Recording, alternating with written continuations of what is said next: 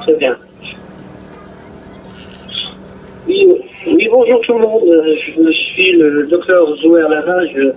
Je suis voilà, de Paris à Gaza depuis le début de la guerre. J'ai fait pas mal de missions avant, mais jamais une vraie guerre. Donc une vraie guerre, c'est toujours difficile de la vivre, surtout quand on est à la fin de la chaîne et qu'on reçoit les dégâts de gens qui sont pas en fait victimes de tremblements de terre, mais victimes de tirs directs. Donc les images, vous les avez tous vues sur les différentes chaînes et sur les pages de Facebook. Elles parlent d'elles-mêmes. C'est des déchirures de corps et des âmes et des esprits. Je ne sais pas comment le monde peut regarder ça avec une conscience tranquille.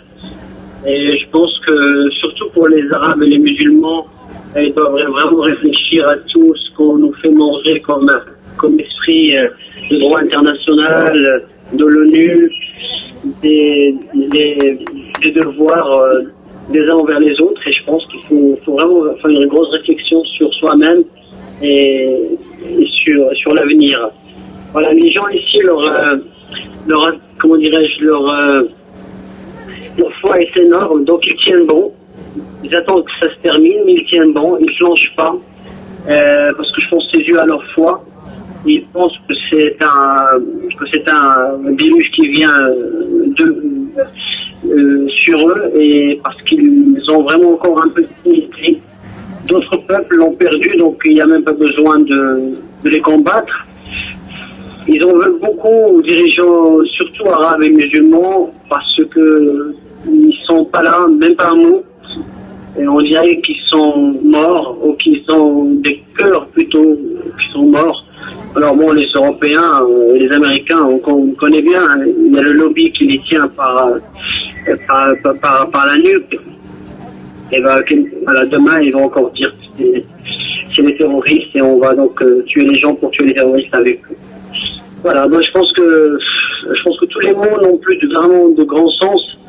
Le sens, il est vers une mobilisation.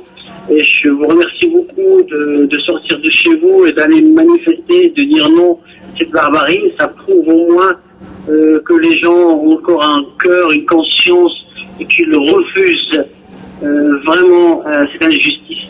Je parle aussi de nos amis français et non musulmans qui sont pas croyants forcément, mais contre l'injustice, parce que l'être humain refuse l'injustice et refuse vraiment ce massacre. N'importe quel État dans le monde qui aurait fait le quart de ce qu'a fait ce pays aurait été mis au banc des nations. Et souvenez-vous ce qui s'est passé en Libye pour massacrer Kadhafi, ou encore en Centrafrique ou au Mali pour sauver les mausolées.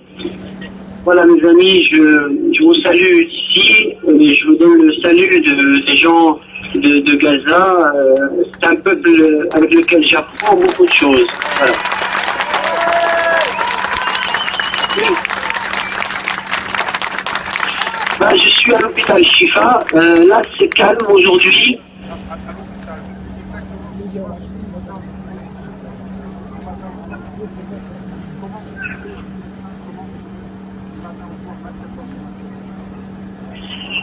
Alors, moi, je suis ici depuis 20 jours. Je suis ici depuis le début de la guerre. Je suis parmi le premier groupe qui est entré. Il y était 3 médecins, 2 Palestiniens, Européens et moi-même, qui suis d'origine marocaine. Et il y avait le Norvégien Mats Gilbert, que vous connaissez tous. Et après nous, il n'y avait plus personne qui a pu rentrer. Jusqu'à avant-hier, où un groupe soudanais a pu entrer. Moi, j'habite à l'hôpital. Je suis donc 24/24. Je quitte jamais mon pyjama opératoire. Je suis en fait général, je suis un chirurgien obstétricien. J'ai commencé à faire la chirurgie générale et aussi par la force des choses des urgences. Je suis devenu échographiste à l'occasion. D'ailleurs, je viens de publier mon dernier article sur ce qui s'est passé avant-hier, mercredi, sur ma page Facebook. Donc, vous pouvez y aller tous et lire une description un petit peu et quelques photos de cette journée que j'ai pas pris moi-même parce que j'étais occupé, mais que d'autres gens ont pris. Et en fait, la journée, elle se passe aux urgences. On peut être aux urgences et que c'est calme. Et d'un coup, il y a un arrivage important de blessés.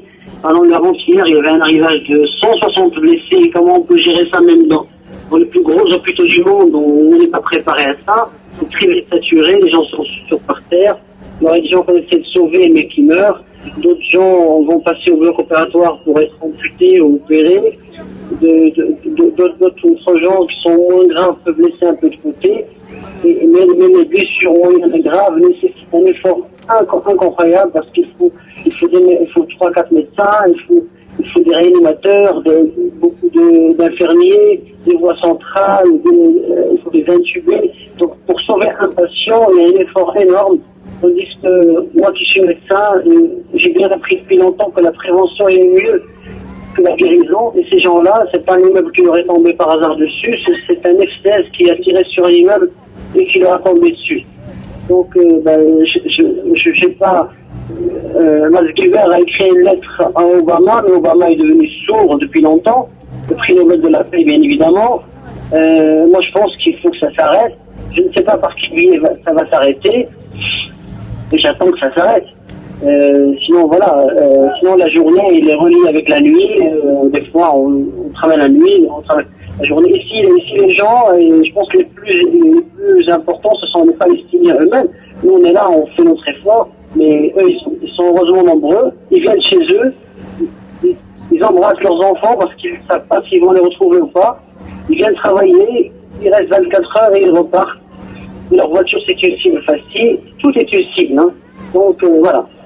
C'est un sentiment étrange de vivre un peu ça parce que on est dans une grande prison à ciel ouvert et la mort n'est pas très loin.